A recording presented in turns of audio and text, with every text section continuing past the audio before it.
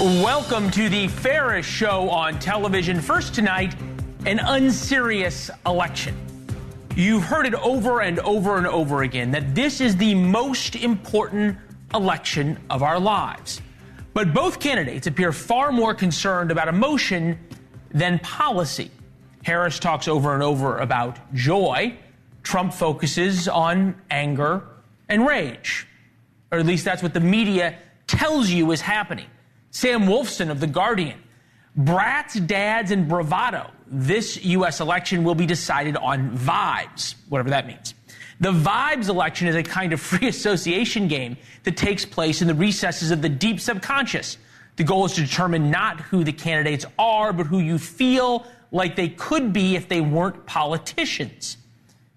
In the vibes election, there are no substantive debates. There's not even real policy proposals. Of course, given the problems facing our country, not the least of which has been the enormous number of people who every day are scrimping on basic necessities to pay for groceries, we all deserve better. But here we are.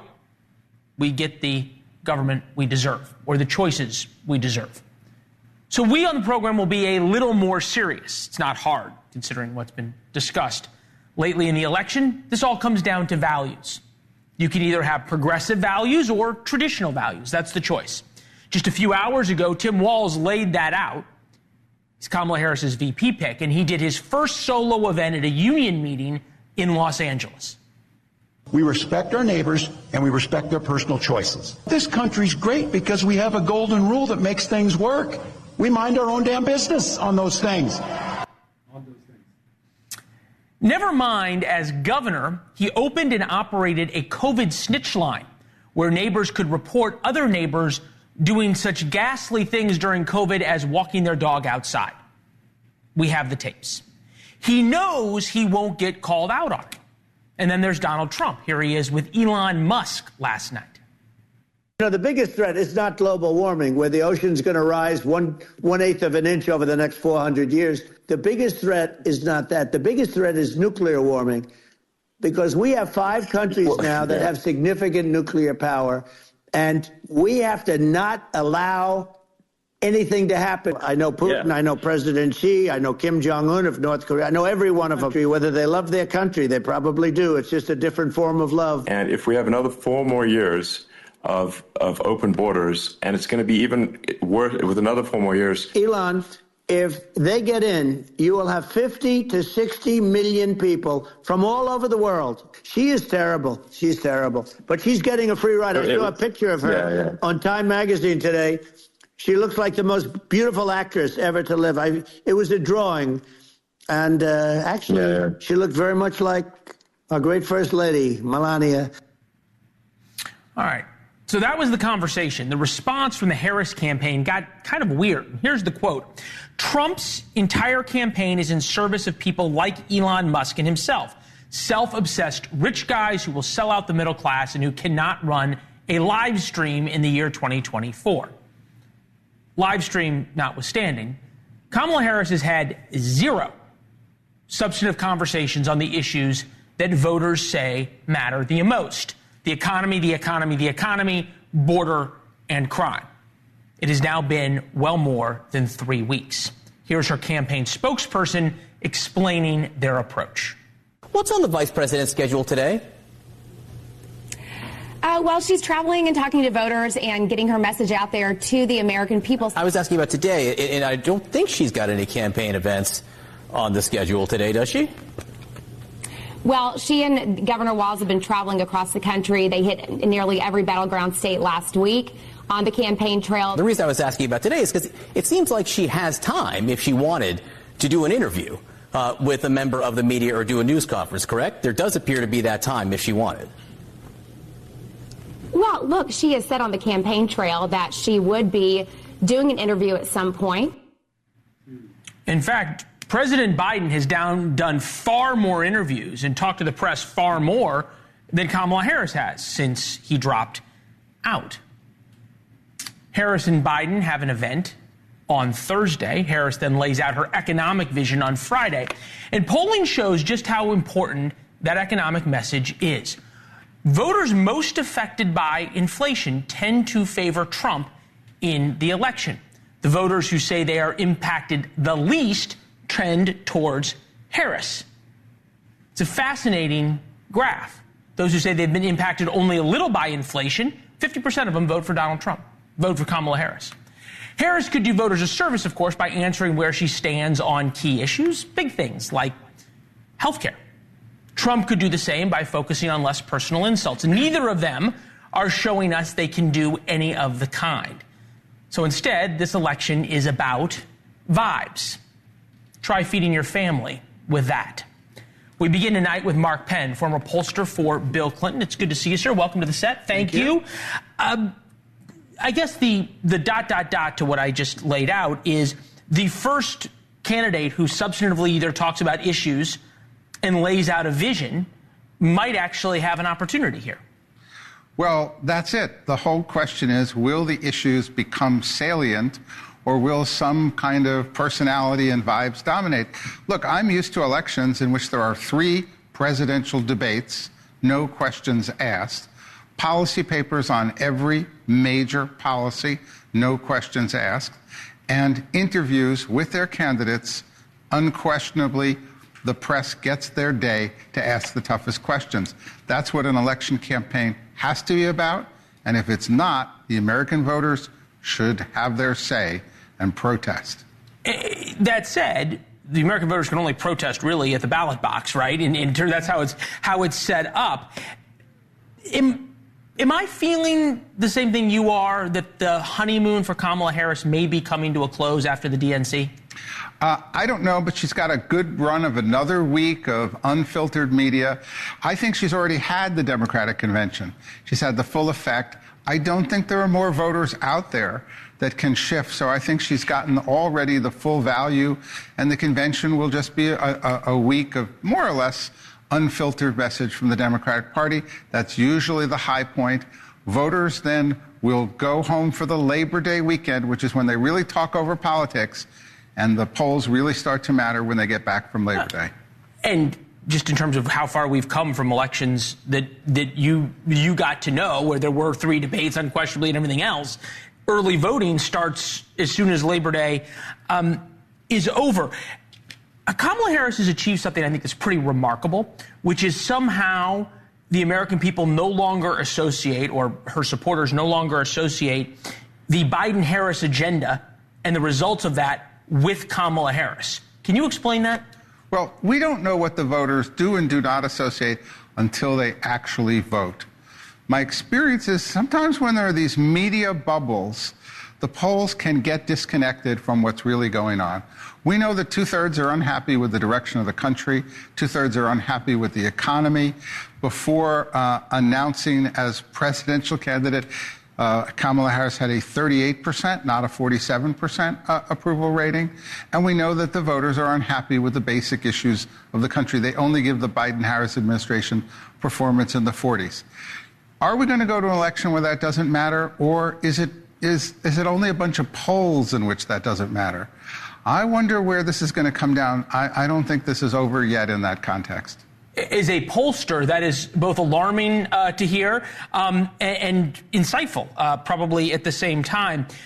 Interestingly enough, Donald Trump, and it's hard to say that this is really policy, but even in his conversation with Elon Musk, lays down a few markers. Take a listen.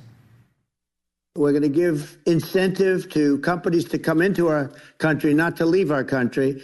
We're going to be giving tremendous incentives. We want companies to build here, not to build in other locations. And we want to create jobs. And again, it's about the American dream. We built our military, largely rebuilt our military, did a great job on it, which was so important. We're going to drill, baby, drill. You know, they stopped drilling, and then they went back to drilling because they went back to the Trump policy. So many Republicans say if only Donald Trump would talk about policy, if only he would go full bore on inflation, fuel, drilling, whatever you want to call it, the border and crime, he would win. Can we say that? Well, I think what they're really saying is if Trump could make the issue differences between him and Harris, say on the border, say on taxes, She's for higher taxes. He's for lower. He's for closed border. She's for different border policies that she hasn't enunciated yet. I think they're saying if you could make those salient, give you an example, like when I did the 3 a.m. ad for Hillary, I made salient the notion of commander-in-chief. Before then, everybody knew that she would be a better commander-in-chief, but it wasn't a voting issue. So Trump is out there. He talks 60, 70% about the issues, then he'll throw in a little jibe, and that, of course, will get all of the press attention, and all the issue stuff is wiped out. But that's not really the problem. The problem is, how does he translate the issue differences, the fact that she's viewed as more to the left than Joe Biden, and Joe Biden was viewed as out of step with America, into how people vote in an emotional, realistic way about what it means. That's the challenge his campaign has. He has to run a second presidential campaign. He defeated the first candidate. Yeah, it has to figure out how to do that in as much time as she had to figure out how to retool. So point well made. You think about the 1992 Clinton-Bush campaign. There were major real policy differences on the direction of the country, especially on fiscal issues. There seems to be less when it comes to Donald Trump and Kamala Harris on a lot of the issues that matter. I'm thinking about both say they're not going to touch Social Security. Both say they're not going to touch Medicare and other entitlement programs. Both want to increase the child tax care credit. Now both suddenly want no taxes on tips. When it comes to these fiscal issues, there are no differences.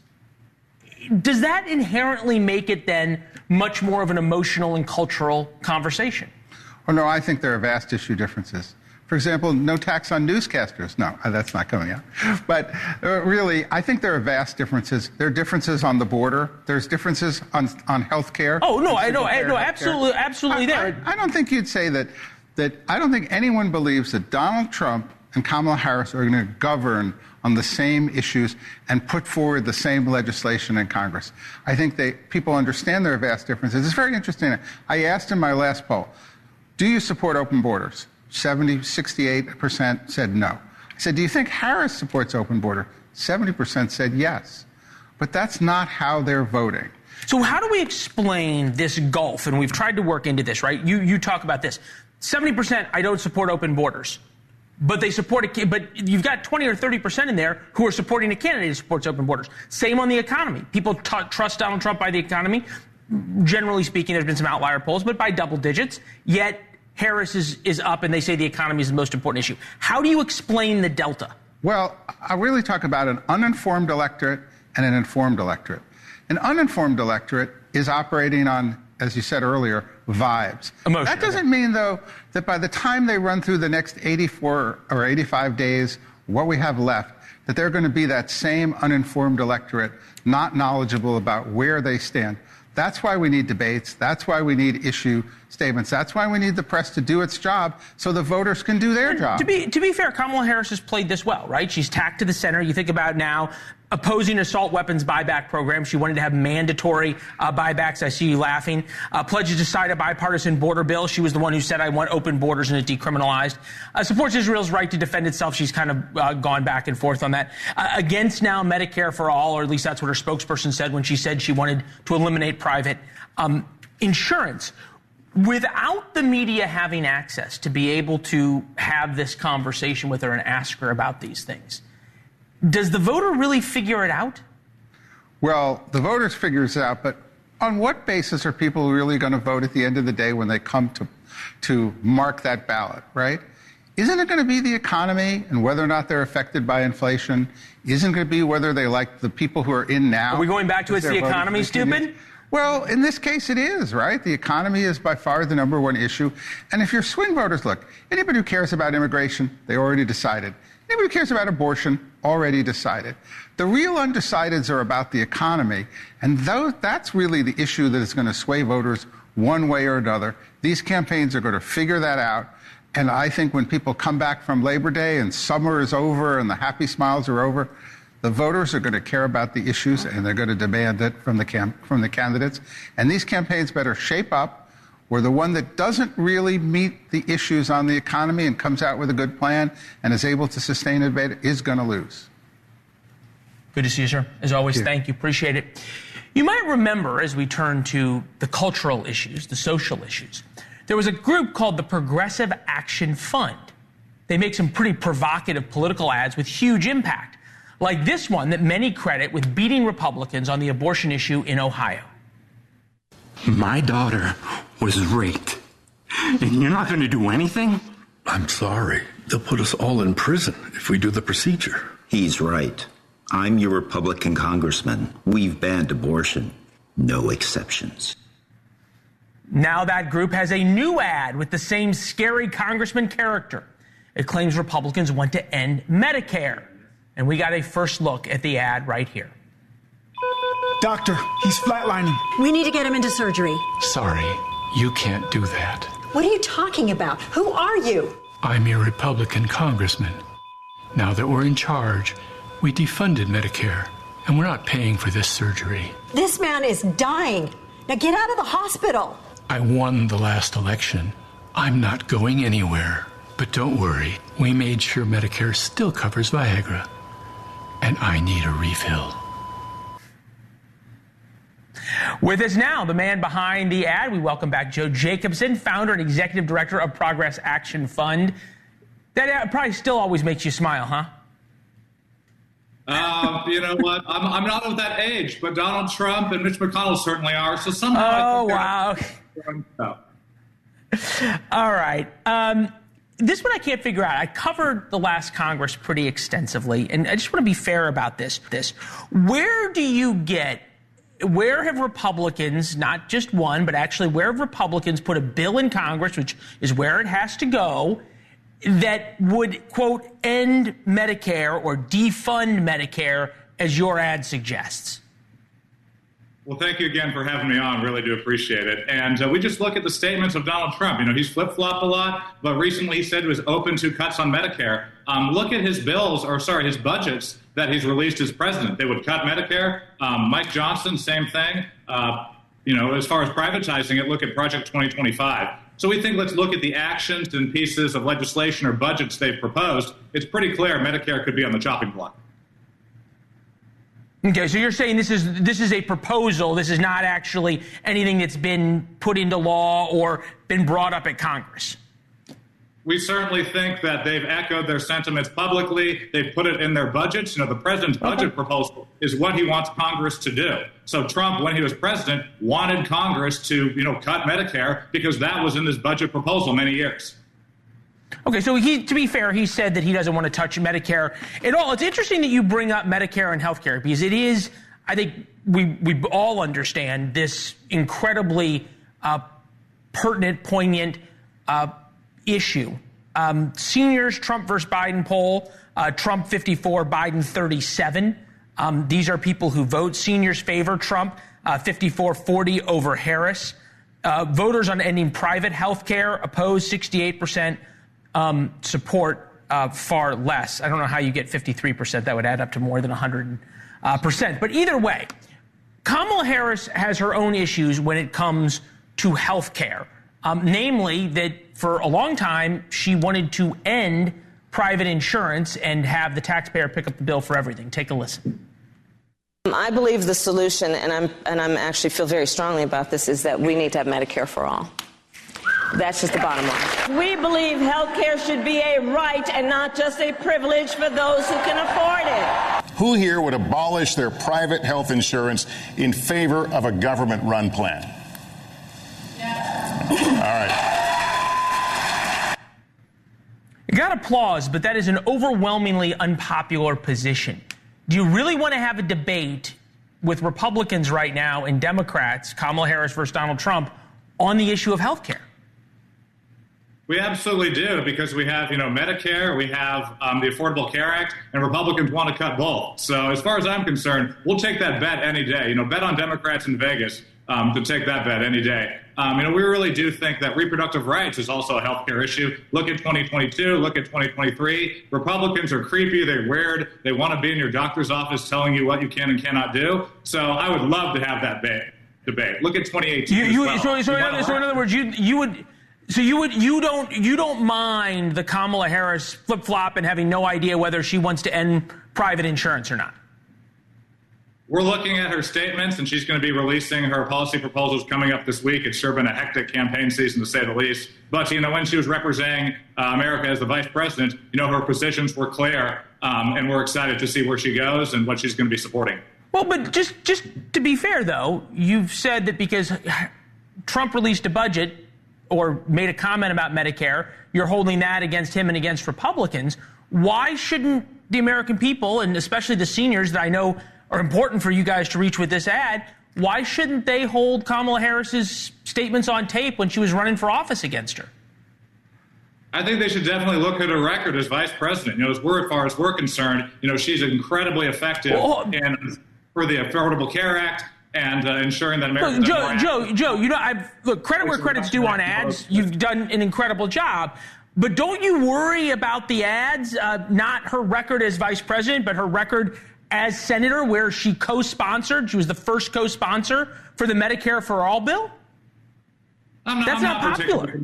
I think when the contrast comes up between health care, Republicans want to cut Medicare. They've tried to cut the Affordable Care Act. They're trying to ban abortion. So on the issue of health care, we'll take that bet any day. I'm excited for it. All right. Well, you talked about Vegas. Nevada's a swing state, so place your bets. It's good to see you as always. Congrats on the ad. We'll talk soon, all right? Appreciate you. Thank you again. All right. Yeah, thank you. See you in Chicago. Well, there's some new news that Governor Tim Walz cozied up to an imam that celebrated Hamas's attack on Israel. We asked why the imam got $100,000 in taxpayer money. I would like to, first of all, say thank you to Imam. I am a teacher, so when I see a master teacher, I know it.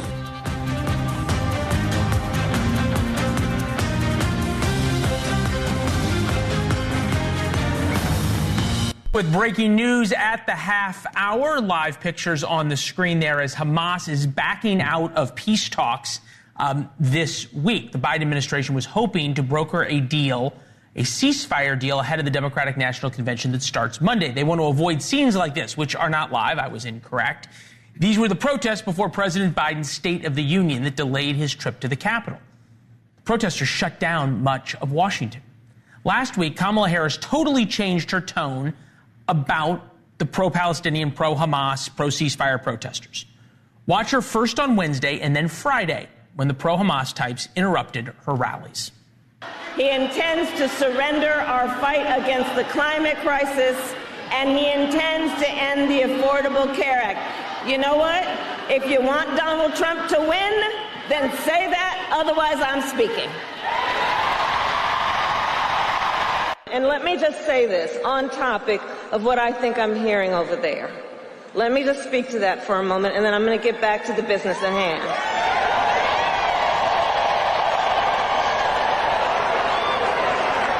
So let me say, I have been clear. Now is the time to get a ceasefire deal and get the hostage deal done. Notice politics reporter Jasmine Wright, Reuters White House correspondent Jeff Mason with us. Welcome, both of you. Thank you. Jasmine, if there is not a deal, ceasefire deal before the DNC, how big of a, threat, problem does the Harris campaign see it as? Well, I think it is, or it would be rather unfortunate for the campaign. I think that they are really hoping that, or they had hoped that some solution would come before the campaign. Obviously, we know that Chicago is getting ready for a massive amount of protesters. Whether or not that actually actualizes is one thing, but they're certainly getting ready for tens of thousands. I've talked to some of the March for pro-Gaza people there who are really preparing for that. But I think when we're looking at that change of tone, I think we saw kind of a recalibration from the vice president's team. Obviously, that first time, that clip, what it didn't show is that she responded initially pretty empathetically. She listened to their concerns. Yeah, she said this is democracy. To be fair, she said this is democracy and we're going to listen. And exactly. You have the right to say and then that clip that we saw was the second take where she said, look, I'm speaking. I think on Friday, a couple of days later, after getting feedback from those pro-Gaza protesters who felt maybe that she wasn't the most empathetic, we saw that recalibration of her really trying trying to show that she, and in a lot of ways, is empathetic and an advocate to some of the victims in that in that conflict. So I think that, yes, this administration has absolutely hoped that some solution would come. This administration has worked hard for us. No, they put a lot of elbow grease in. Whether or not that poses a threat to the DNC, I don't think that. I mean, threat can mean a lot of different things, and also you have to wonder whether there's going to be a split screen, right, of whether when protesters shut down Michigan Avenue or I-95, I-94 or whatever it is, whether or not the networks take Kamala Harris's speech or Tim Walz's speech and put the split screen of the protest. Jeff, just from the White House perspective, how much arm twisting does the administration have left to try to get a deliverable before Monday? I mean, I think that they're realistic about the fact that they don't have everything on board right now for a ceasefire. They want one. You're absolutely right to talk to Jasmine about trying to get one before the DNC, but I think they just would like to get one done before Election Day. Would have been great to have had it by now, but I can't tell you from my own reporting that there was any real optimism that this was going to be wrapped up by Monday. I do think that it's a they see it as a liability. You were on the road with Kamala Harris for 5 days. You were there when the sort of minor protests, and there weren't a lot of people, to be fair, in those crowds of 10,000 plus. There's 20, 30 people, max. And I think that's actually a pretty important point to emphasize. The protests have gone down significantly since Vice President Harris took over at the top of the ticket. She's not being interrupted in her rallies the way that President Biden was. I mean, President Biden could barely get through a speech, including in what should have been a friendly audience in New York at the fundraiser that he did with Barack Obama. He was interrupted multiple times. I was there for that one. And that is not happening to her. In this one, in both the two clips that you just played, I think it's also important to note the protest stopped. I mean, the interruption stopped after she addressed it. Okay. She may have been a little bit sharper in that I'm speaking tone in that first one than she was than people really liked on that side. I can tell you that other people loved it. There was sort of a roar. Yeah, I mean, but in that second rally, she also she didn't have to say I'm speaking again because nobody interrupted her again. Yeah. Look, part of the problem for the Harris campaign of trying to create a presidential campaign in 10 days, to be fair, was the vet of Tim Walz. In so much as that they couldn't really dive fully into his background, and who knows whether they knew if this was going to come up. Asad Zaman is an imam in Minnesota who's had a history of very pro-Hamas statements, shall we say, seems to be a Hitler enthusiast, among other issues. And this is Tim Walz speaking about him. Take a listen. I would like to, first of all, say thank you to Imam.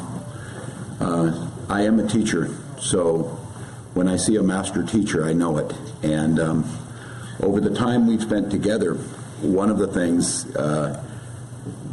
I've had the privilege of is seeing the things in life through the eye of a master teacher to try and get the understanding, listening today to the stories and what it means. Leland, I have to say, I think that's really misleading that you just did that. Okay. I mean, I think it's unfair to describe you calling him a Hitler enthusiast and then playing. He tweeted a video about Hitler. And then playing. Yeah, but do you think Tim Walz knew that when he said he was a good teacher? I mean, I don't know that. We don't know that. I also think that the campaign has come out and said that they don't have a personal relationship, right? So I think it is. Hold on. Look, I'm happy to take it from both sides, but I'm going to defend myself, okay? When Nick Fuentes, okay, which is another Hitler enthusiast, okay, went to Mar-a-Lago, but I think it was a story for days. Okay, well, this imam is not silent about his views, and he was a guy who was very, very happy about the October 7th attacks. I think putting that together with the quote that you just played, we need to get some more information about what Walz knew when he said that. What Walz knew and when he knew it. Correct. I think that's very fair.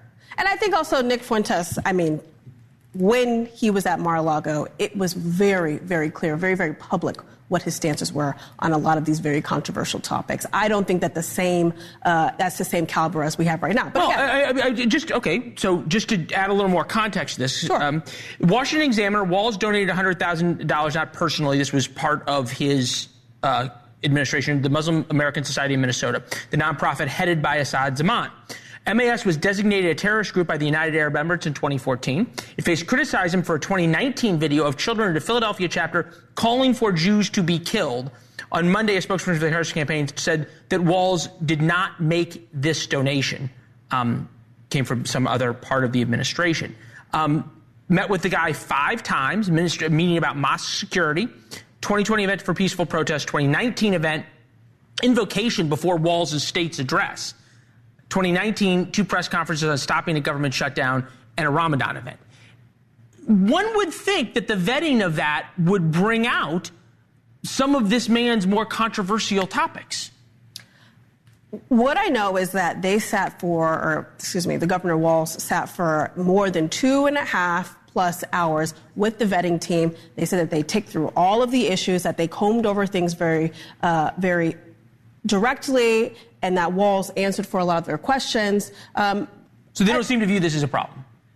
I don't think that their posture right now shows that they view it as a problem. They've given a comment to CNN saying that they don't have a personal relationship. Walz has been all across the West Coast today, talking to labor leaders, talking about his military record, another thing that he has been attacked by Republicans on. And so I think that you're going to see them, maybe he addresses this, maybe not. I'm not quite sure what they have in mind. But I know that their vetting, according to the sources that I've talked to for the last week, was pretty They feel it was extensive? thorough. Okay. Pretty extensive.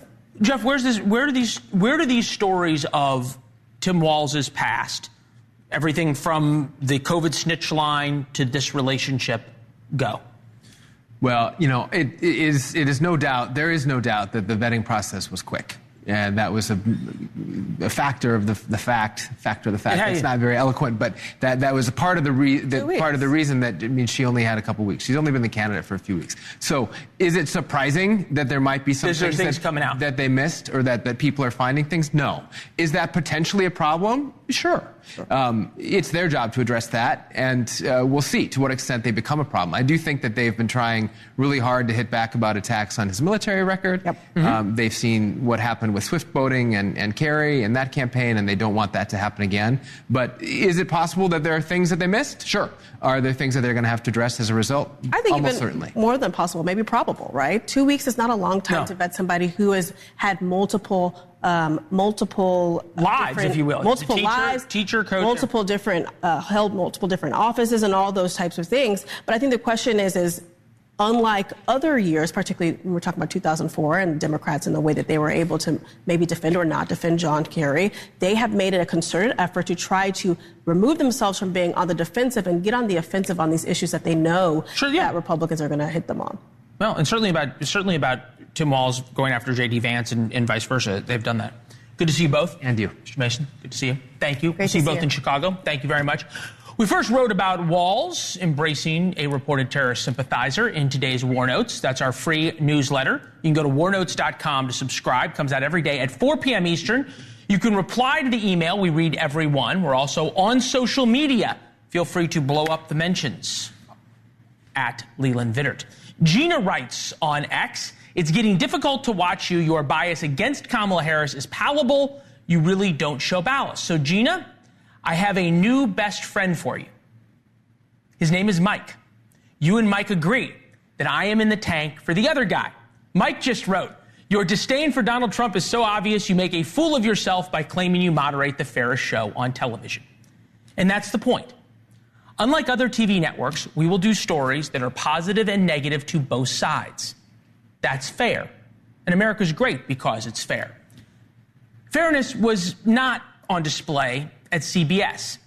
Here's their tweet when Trump proposed no taxes on tips back in June. Quote, former President Donald Trump's vow to stop taxing tips would cost the federal government $250 billion over 10 years, according to a nonpartisan watchdog. Over the weekend, Kamala Harris proposed the exact same thing with the exact same words. CBS tweeted, Vice President Kamala Harris is rolling out a new policy position saying she'll fight to end taxes on tips for service and hospitality workers. Journalists make lousy media critics, so I will refrain from commenting on CBS's coverage. You be the judge. Ethel writes to War Notes, as a faithful follower of NewsNation, I must say that I thoroughly enjoy both your War Notes and your show every night. I like your style and your fairness. You don't make your show about yourself, which is refreshing. So, Ethel, thank you. You've figured it out. The show is about you, our viewers, and we are grateful for your trust. If you like us, please tell your friends. Nora writes to War Notes, I know that the elections are important news, but we just can't take the constant reporting on it. So while we used to look forward each night to On Balance, we won't be watching again until after this debacle is over. It is too much. So Nora, you may not be watching. We understand. There's a lot going on. So take the summer off, and we will be here when you come back. The Trump campaign says Iran hacked their email. Is this proof the Ayatollah wants Kamala Harris as president? Bush hacked internal Trump campaign emails. 2016, all over again. Trump blames Iran for hacking his longtime confidant, Roger Stone. Trump used the opportunity to do a little campaigning, saying, quote, our government is weak and ineffective, but won't be for long. Michael Isikoff is here, investigative journalist, contributing editor for Spy Talk. Welcome. Good to see you. Thank you very much. I've got a theory, which is if it was really, truly bombshell stuff, they would be willing to publish it. But because it's not, they want to take the moral high road and say, we're not publishing Iranian propaganda. I actually agree with you on this. Interview over. Thank you. It's happened. In 2016, obviously, all those publications and many more published the hack material that was done by the Russians of the Clinton campaign and the DNC. And a lot of it was sort of gossipy stuff that didn't really matter, but there was some newsworthy material in there. And I think that if those publications or others discover that there is really significant emails that that question the public statements that the Trump campaign has been making or implicated in some of the multiple investigations, I would find it hard to believe that they would withhold information if they can verify it's real. Obviously. When it comes to Roger Stone, who knows what goes on? Okay. But the FBI says they're now investigating threats against both campaigns. Right. The Trump campaign says that this is proof Iran is targeting them because Iran wants Kamala Harris as president. Right. Fair? Well, we know that the Iranians have been trying to assassinate Trump. And John Bolton and everybody else. And people associated with Trump who were implicated or involved in the decision to assassinate Soleimani, the IRGC leader. So it's not surprising that they would also want to put their thumb on the scale of the election. But look, I mean, this is a standard playbook now in American presidential politics, right? Foreign actors are involved. Did it in 2016 in a way we had never seen before. In 2020, they did it again. The Iranians became very involved in 2020. The intelligence community was warning about Iranian cyber actors involved in the campaign. So the fact that they've now returned with a vengeance and actually penetrated one and maybe both campaigns shouldn't be all that surprising. Fair's fair. I think we need to play how Donald Trump responded to the 2016 hack when it was not against Donald Trump, when it was against the other side. Take a listen. There we go. Here we go. Emails. Yeah. WikiLeaks. I love WikiLeaks. These WikiLeaks, as confirmed just today by WikiLeaks. It's been amazing what's coming out on WikiLeaks. They want to distract us from WikiLeaks. The wonder of WikiLeaks. Boy, that WikiLeaks has done a job on her, hasn't it? We've learned so much from WikiLeaks. Oh, we love WikiLeaks. Russia, if you're listening, I hope you're able to find the 30,000 emails that are missing. Aside from the tawdry gossip that comes out in these kinds of leaks and emails, especially of campaign staffers fighting amongst themselves and playing the games that campaign staffers play, do we really learn anything?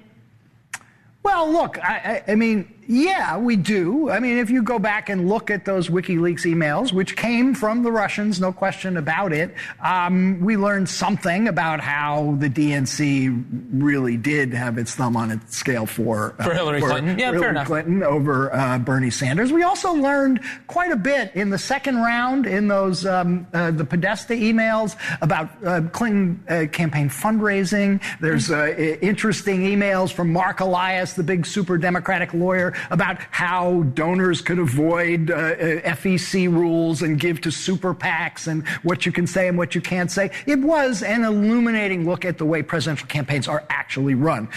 Does it in any way justify what the Russians did? No, of course not. But then the balance of whether or not it's going to be published or not, in which sort of you and I agree on this. Yeah. Michael, it's always good to see you, my friend. Thank you very much. All right. Watching the President of the United States, he still is the President of the United States, aboard Air Force One. As you watch Joe Biden, there was, I think, just maybe for America, a little bit of sadness. He is still our president. Why the left wants him to stay on rather than give the big plane to his vice president. The plane's operation for the current reason. I'd rather not comment on that publicly. President Biden, how more progressive is Vice President Harris than you as a candidate in the general? The issues we've worked on together have made great progress economically. No one calls what we did on infrastructure progressive. It's a good policy. Joe Biden has now done more press since dropping out of the presidential race than the new Democratic candidate. He's done more press than he had, to be fair, in a while. He's kind of enjoying his last few months.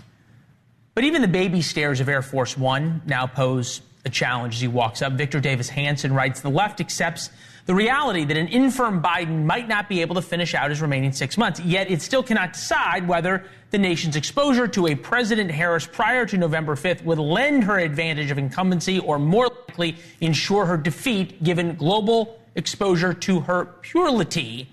Our next guest knows, well, a lot about a lot. Mick Mulvaney, former White House Chief of Staff, NewsNation contributor. Welcome. I had to look up puerility. Puerility? Is that what it is? Yeah. Childish behavior. Really? Yes. I know nothing about that. Oh, okay. Well, there you go. Welcome to the show. We got 3 minutes left. Big picture. Yeah. For Democrats who pushed Joe Biden out, which now is admitted has happened, is it better to be able to blame Joe Biden for everything and say he's in the White House and Kamala Harris is a fresh face, or Kamala Harris gets Air Force One? Now, I'm not sure where Victor Davis Hanson is coming up with this. There's no way he's dropping out as long as he's still alive, and here's why. The hardest job in the world is to be president of the United States. One of the second or third hardest jobs in the world is to be a candidate for president of the United States. There's a reason that presidents age as much as they do.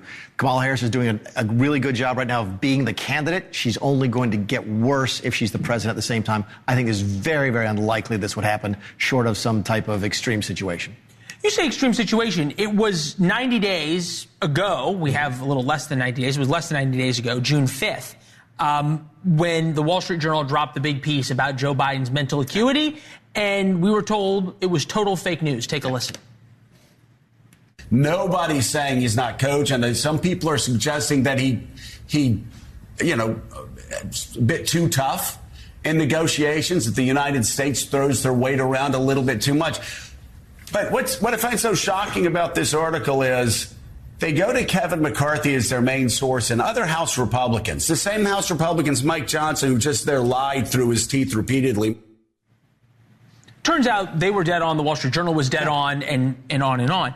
What is to say that Joe Biden is not in substantially worse shape than we're led to believe now? It might be, but here's the point. The whole key to this analysis is how to beat Donald Trump. That's what counts in the minds of the Democrat. The reason they got rid of Joe Biden was that they thought they could not beat Donald Trump with Joe Biden. Period. End of story. They might beat Donald Trump if Kamala Harris is the vice president and the candidate. That likelihood goes down if she's also the incumbent president. Not because it's hard, or because it's harder to run away from Biden's record? Both of the above. Everything. It's just hard to do both of those jobs at the same time. And it's also hard to sort of distance yourself from the previous administration if you're now the sitting president. You're now sitting there. You now have Air Force One. You have the press pool. As long as the man can fog a mirror, he is going to be the president of the United States. That is, I would say, a Sherman-esque statement, that one we don't have to look up. No, but I'm not sure if that was puerile sort of analysis or not. But there you go. I thought puerile had to do with, well, anyway, never mind. Well, somebody will email about this. Mulvaney, right. Good to see you as always. Nice Thank you very much. And with that, we thank you for being with us tomorrow, looking at the dangers for Kamala Harris by being so managed. There is a big danger. The stakes keep getting higher and higher for her first news conference and her first interview. That's tomorrow.